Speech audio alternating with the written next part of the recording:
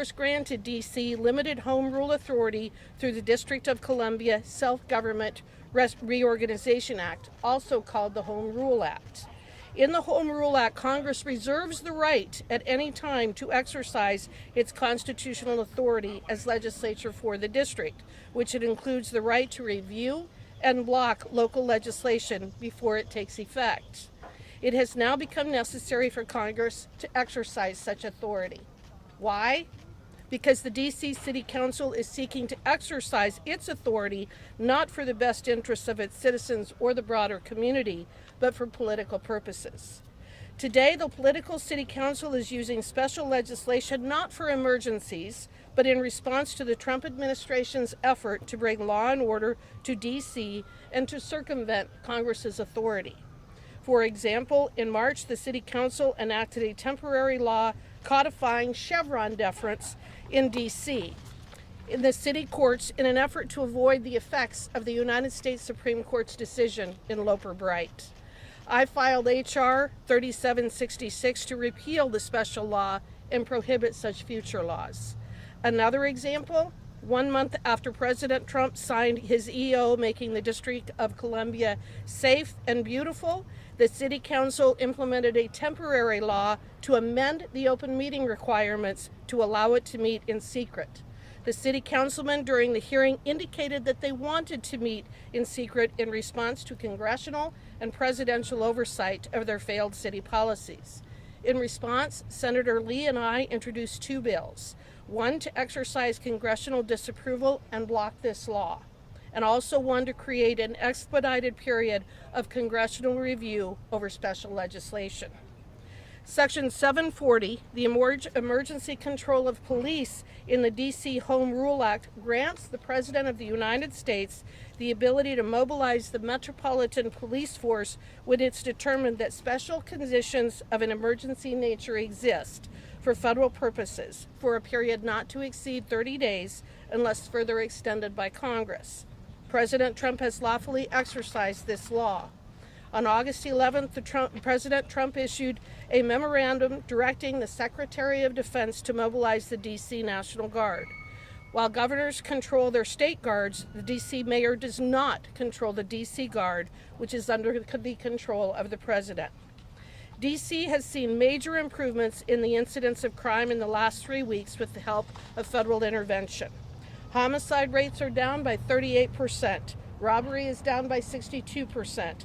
The total violent crime is down 45%, and carjackings are down 78%. Other governors and mayors should look at these improvements and welcome support from the government to keep their citizens safe. It is up to the governor of each state to decide if deployment of their National Guard is needed to help decrease violence and prioritize safety. It is important to note that ICE and other federal law enforcement has jurisdiction over illegal alien crimes everywhere in this country, and those governors and mayors do not have the legal right to declare their jurisdictions to be sanctuaries from federal law. I'm Harriet Hageman. I represent the great state of Wyoming. I am the chairman of the Article 1 Task Force, and I now turn it over to Chairman Pfluger of the RSC. Well, I want to start by thanking Congresswoman Harriet Hageman, who is the chairwoman of the Article 1 Task Force. And she's doing a great job. And we're surrounded as well by my colleagues who come from a variety of states, but come here to do the right thing. And unfortunately, we're having to turn our attention in Congress on doing what the District of Columbia, its mayor, and their leadership should have done long ago, and that's to keep this city safe. For too long, we have watched liberal activists like those right there parading as politicians to turn our nation's capital into a crime-infested embarrassment. D.C. became one of America's most dangerous cities because of failed soft-on-crime policies that devastated innocent families while coddling the very criminals terrorizing our states. And it made our capital unsafe for residents, for visitors, for members of Congress, and unfortunately even for our interns and our staff. President Trump has rightfully exercised his authority to restore law and order here over the last few weeks. And what a tremendous job our federal law enforcement officers have done for this city. This is what happens when you have leadership that actually cares about public safety. This is what happens when you have a president and a Congress who are focused on restoring law and order to this great country. Thank the good Lord that we have President Trump back in 1600 Pennsylvania Avenue. Now, Congress must take the next step and use our Article 1 powers. We cannot and will not allow D.C. to fall into a hellscape again. When the local government fails, it's our constitutional duty to act. Congress has a clear constitutional authority over D.C., and we will use it without hesitation to continue making D.C. safe and great again. Criminals should never feel more at home here in this city than the law-abiding residents and visitors and leaders from all over the country, and in fact all over the world, who come to visit this city. The days of letting the left's failed policies destroy great American cities is over. And again, I want to thank my colleagues for their hard work, especially that of Harriet Hageman on the Article 1 task force. I now turn it over to my good friend from South Carolina, Mr. William Timmons. Thank you. Good afternoon. I got back here on Sunday, and I got to tell you, the difference is truly incredible. I've been working for the last 6.5 years to try to keep this city what I know it can be, to work with the mayor, the city council, the chief of police, to help people that need help. Thousands of homeless people in our nation's capital. It has just ripped me apart. It is so sad to see people suffering. We need to help these people. And it's even more sad to see the people victimized by violent crime, whether they're killed, carjacked. I've seen members of Congress that have been mugged. We've had staff that have been killed. Enough is enough. Enough is enough. President Trump has saved our nation's capital. I've said for the last 6.5 years that a nation's capital in decline represents a nation in decline. We are not in decline. There's a new day in this country, and there's a new day for American leadership in the world, and our capital needs to show that. So thousands of homeless people that put up tents all over this city are now getting help that they need. They're getting food, they're getting showers, they're getting mental health counseling, they're getting drug counseling. And guess what? The criminals know for the first time in decades that if they commit a crime, there will be consequences. Walking around yesterday all over the city and seeing our soldiers from all over the country here keeping us safe.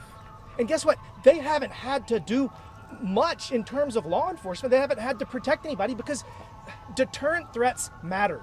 And having soldiers that are walking around, criminals know that they're going to be caught. They're going to be held accountable. And they know that this president is not going to let them out tomorrow. That's what we need. That's what we have needed for so long.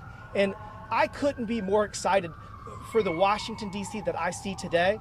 And Congress has a huge role to play in this.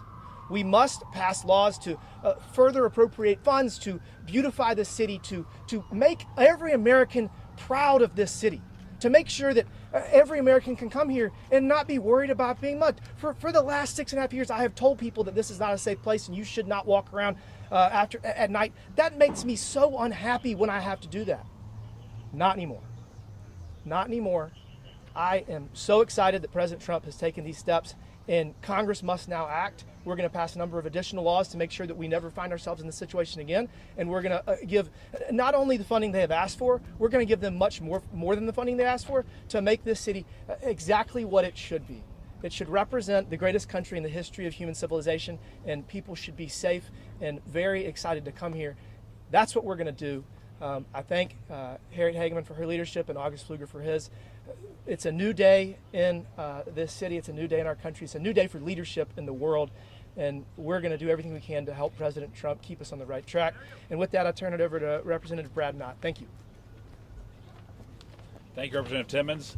My name is Brad Knott. I'm from North Carolina, and before my time in Congress just a short while ago, I was a federal prosecutor. I investigated violent criminals, I investigated cartels, I investigated human traffickers, wherever they were all over this country. And it became very clear to me when I was working with law enforcement that if you don't fight crime, if you don't attack it, if you don't work hard for long sentences, crime will flourish. And that's exactly what we've seen here in Washington, D.C. for the last couple of years. And from my time as a federal prosecutor, I know some of the federal agents who have been called to serve in Washington as part of the president's initiative. And since their arrival, I have been astounded as I have stayed in touch with them at the amount of contraband, the number of dangerous people whether it's drugs, whether it's gangs, whether it's illegal firearms, whether it's human trafficking, whether it's South American cartels, you name it, it is right here in Washington, D.C. The soft on crime policies of the Democrats has unfortunately allowed crime to spiral out of control, whether in D.C. or elsewhere around the country. Unfortunately, we are seeing the Democratic Party and the far left portions of this country protect the criminals rather than backing law enforcement. We've seen city after city spiral out of control and decay right in front of our eyes, including Washington, D.C. I applaud the president for saying the simple truth. It does not have to be this way. It does not have to be this way. And regardless of who you are, when you come to Washington, it's a safe city now. Businesses are thankful. Families are thankful. Citizens, tourists, we are all thankful. It's time to stop turning a blind eye for crime wherever it is. Wherever it is, we must investigate, we must prosecute, and we must protect the law-abiding citizens of this country. Thank you, and with that, I turn it over to Representative Laurel Lee. Good afternoon.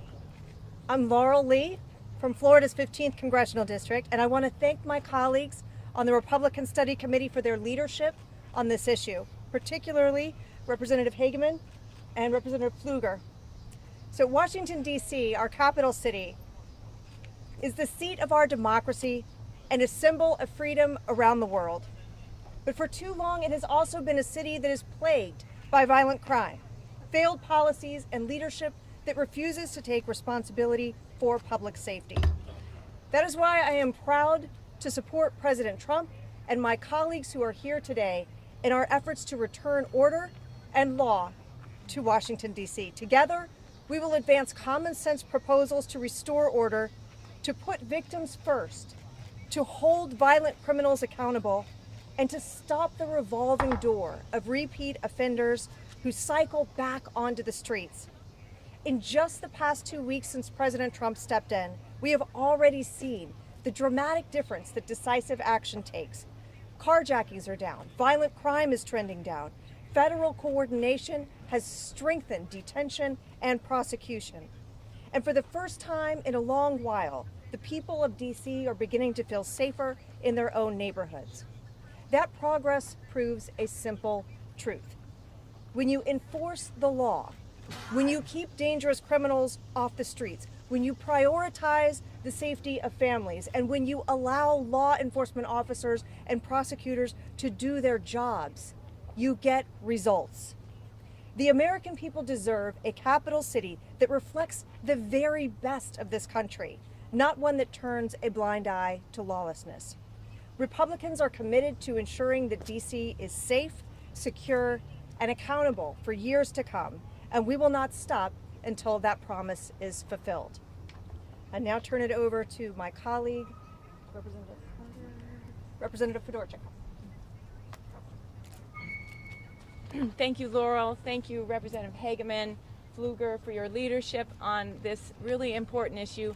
I'm Julie Fedorchak. I am a representative from North Dakota, the lone member from North Dakota. As my colleagues have said, crime in our nation's capital is out of control. If DC were a state, it would have the highest homicide rate in the country, and already this year nearly 1,600 violent crimes have been reported. I agree with the people here. DC is a beautiful city. It's an amazing city, and it's the best capital in the world, but it isn't safe. We all know this. In fact, I felt this myself recently in a small way, but I want to share the story. I was walking down the street in July near my apartment in Navy Yard, not very far from home, and I felt something hard hit me in the back of my head. It was in broad daylight. I was very startled. I was on the phone at the time, and just as that happened, a pack of juveniles came rushing by on their bikes, and I turned to look around and see what had happened, and a large, hard plastic object had been thrown directly at my head. Now, that was a minor incident. I wasn't harmed. But the young people who did it with reckless abandon and with zero fear of consequences. They gathered in a circle not far from me after that and sat there and laughed.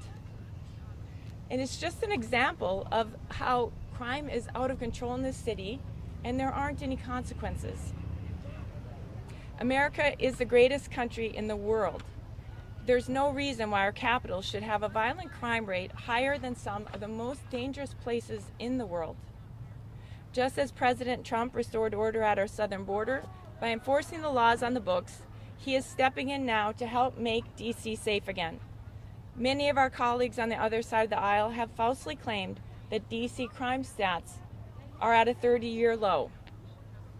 But let's remember that crime is not just about statistics. It's about people. It's about the mother who sent her child here to intern in one of our offices this summer, never to see him again.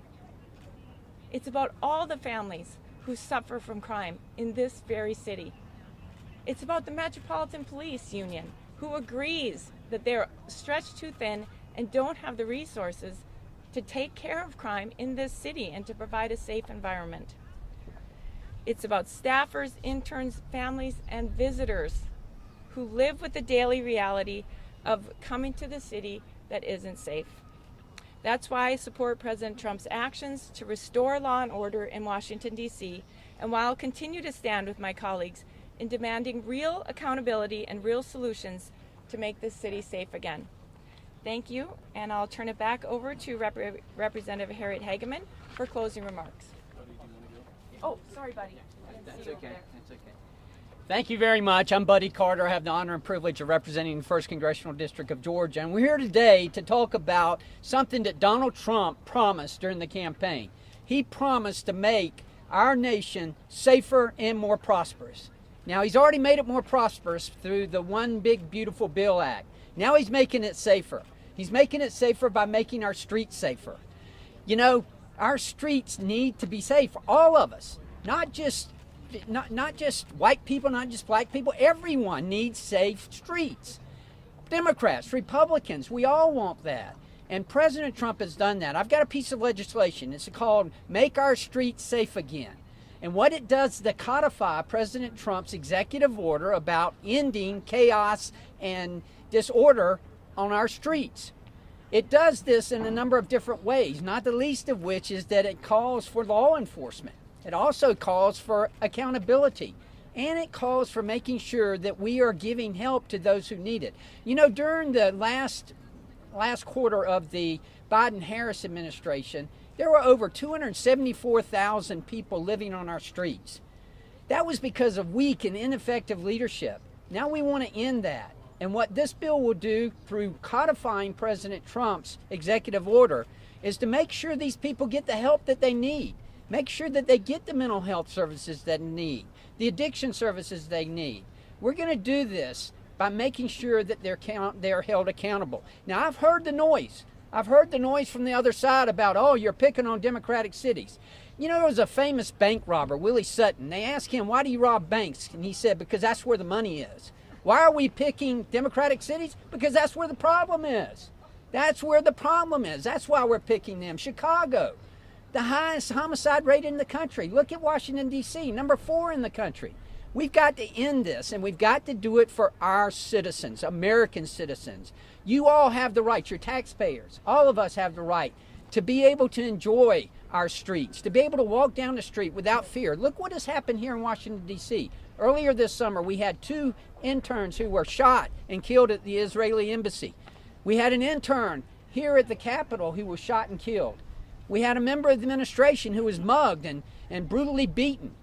That cannot happen on our streets. And I applaud President Trump for what he is doing here and cleaning up our streets. And I want to help him. I want to help him by codifying his executive orders, making it into law to where we will have to follow this. Again, 2 promises made to make our country safer and more prosperous. Promises made, promises kept.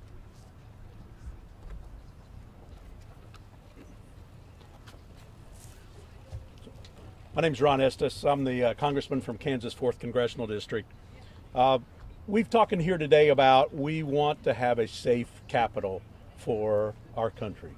And right now, that's not what we have. The murder rate in Washington, D.C., about 27.5 incidences per 100,000 residents, is larger than so many other world capitals around the world. You can list off other countries: Bogota, Lima, Islamabad, Madrid, other places around, even the United States. The murder rate and the violent crime rate in Washington, D.C. is so bad. And that's why President Trump stepped up, because as members of Congress, we have the responsibility to address and protect and oversee what goes on in the District of Columbia. We didn't want a nation's capital to be in a state where that state would be a special state and get special designation because of that. So we wanted to make sure that it was federal responsibility to make sure that things were addressed there. On June 30th this year, an intern in my office, Eric Tarpinian Jackham, was murdered on the streets of Washington, D.C. It was a senseless crime, and to this day it's not been solved by the Washington, D.C. police. We want to make sure that we have a safe capital. That's why I applaud President Trump and the work that he's doing in terms of making sure that we do have a safe capital. Yesterday, I was able to walk around the Navy Yard with my daughter, and it was great to see the National Guards out there patrolling around. It was a safe environment for people to hang out.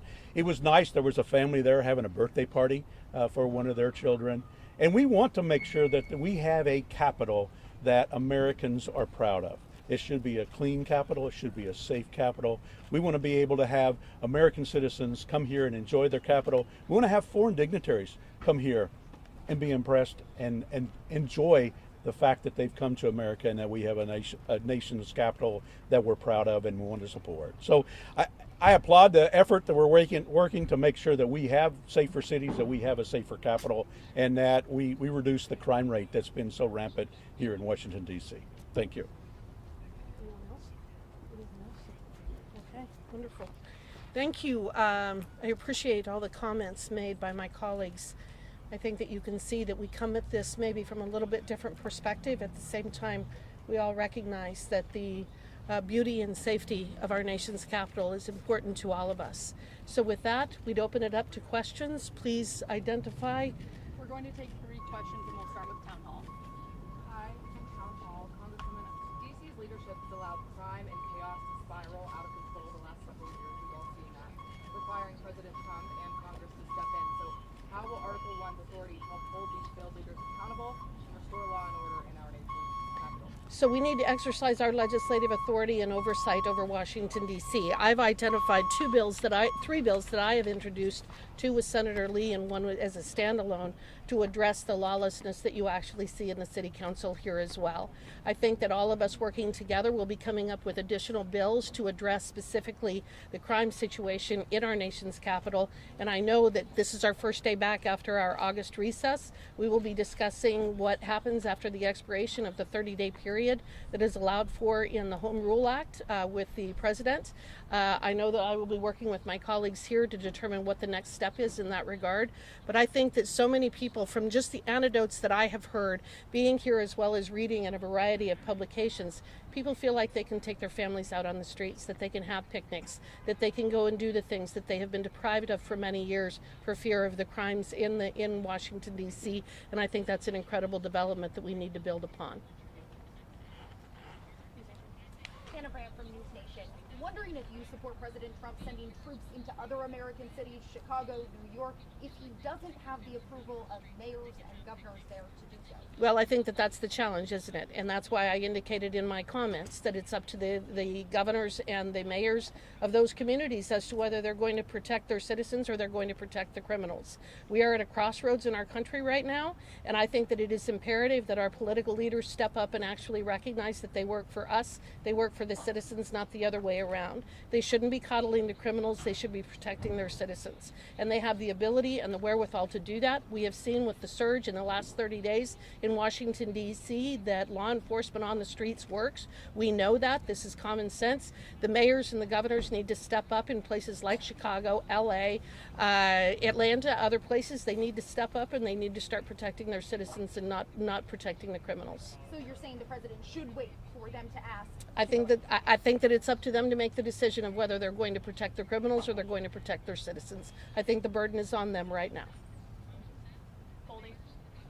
Thank you, Congresswoman Matthew Colby with the Washington Reporter. I'm curious from your standpoint and from any of your colleagues who want to take it to, when you were back home during congressional work period, what we're seeing in D.C., how that's resonated with your constituents across the country. Is that something that makes them want to come here during summer vacation? How did this resonate with Americans? I think that you definitely see that it resonates with Americans, but I think one of the things that I see more than anything in the comments that I receive is that common sense is maybe back in vogue.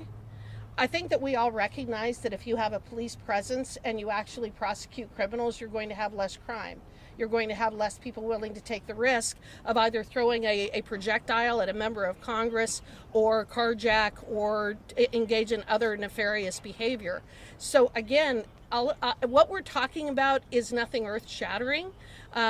This is common sense, that you police areas where you have people who are congregating and perhaps engaging in bad acts. So I think common sense is back in vogue, and I think the people in Wyoming, or I know the people in Wyoming across the board, not just on the issue of Washington, D.C. and protecting the citizens here, but I think across the board we're seeing so many issues being resolved and addressed by the current president that people are like, well, why did we wait so long? Why has it taken us this long to actually address the challenges that we have in this country? I think that he's just exposed the fact that sometimes our political betters are not the brightest lights on the porch in terms of addressing the issues that need to be addressed. And I'll let my colleagues respond as well. Recently, the governor of California said he was going to establish a task force on crime. Well, we've got news for him. There is a task force on crime. It's called laws. It's called prosecutors. It's called DAs. It's called accountability. The Republican Study Committee has long been the champion of conservative values, and probably one of the most important, if not the most important conservative value that we stand for is law and order. We stand to protect the sanctity of what our founders established here, that this city would be that shining beacon on the hill. And it's really sad to see, to a previous question, a lot of these cities around the country, what are the radical leftists standing for? Is it for crime? Is it for more violence? Is it for seeing their neighbors and their communities destroyed by lawlessness? That's not what this group stands for, and I can guarantee you that there are many Democrats that we serve with here. We need them to stand up. We need their voices to be heard, to say enough is enough. That law and order and that safety and security and that bringing down violent crime is not a political, a partisan issue. That's just common sense. And I'm proud to stand with this group of people here. And in Texas, I can tell you that my constituents are thrilled to know that Washington, D.C. is back on the mend again, that they can finally send their kids up here knowing that their safety and security is going to be well taken care of, because that has not been the case, unfortunately, for far too long. Any other responses? When I was back in Wichita during the district work period, I was speaking to a group, and one of the women in the group asked that they were going to be up in Washington, D.C. in a couple of weeks, and wanted to know what they were going to see different. Were they still going to see, crime on the streets? Were they going to see the homeless around? And, I reassured her that, the president has put National Guard troops out in order to patrol the streets to make sure that the streets are safe. And based on being back here a day, that's what I can attest again when I talk with her, that we have safer streets now because of having the National Guard helping support and make sure that our laws are enforced and our citizens are safe. Thank you. And just to answer real briefly the follow-up, it's not just the National Guard who are going to cities. When federal law enforcement identifies a crisis area, it is not uncommon at all for agents in the ATF, HSI, DEA, FBI to surge in a particular city. And that's what we've seen in addition to the National Guard here. It's the federal law enforcement that are initiating the arrests, they're doing the investigations, that are serving the warrants. And in terms of these cities around the country, there's several reasons why criminals are, or crime is not being addressed. You have defund the police movements, you have sanctuary policies, you've got prosecutors that don't think they should prosecute crimes. And the president, again, has stated it does not have to be this way. And he is rightfully sending federal law enforcement to address federal crimes in cities. I mean, look at Chicago last weekend. I think it was close to 60 people were shot, almost a dozen people killed. Law enforcement's not getting it done at the local level. It's an appropriate place for federal law enforcement to go work with them to address the crime that's harming those citizens. All right, that's it. Thank you all. Appreciate it.